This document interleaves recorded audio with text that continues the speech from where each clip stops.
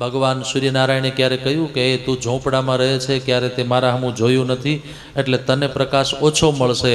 અને આ મોટો બંગલામાં રહે છે, એ રોજ મારી ઘંટડી વગાડી અને મને દીવા આરતી કરે છે, તો એને પ્રકાશ વધારે આપીશ. ઉલટાનું બંગલા કરતાં ઝોંપડામાં પ્રકાશ વધારે હોય. એના કપડાં જલ્દી હુકાઈ જાય, તમારા જલ્દી ન હુકાય.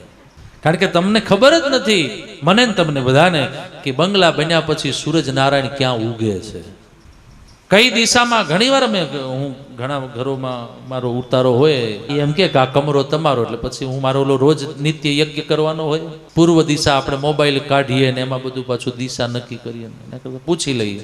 તો ક્યારેક પૂછીએ તો એમ કે એના ઘરવાળાની સામું જોતો, ઘરવાળી વળી એના છોકરાની સામું જોતો. કઈ વાંધો નહીં, અમે નક્કી કરી લેશું. તમને અમે નક્કી કરાવીને જાશું કે સૂરજ ક્યાં ઉગે છે. તો સૂરજ નારાયણ મોટા બંગલાઓમાં ક્યાં ઉગે એ ખબર નથી, પણ ઝોંપડા વાળાને તો એ ખબર છે કે મારો સૂરજ ક્યાં ઉગે છે.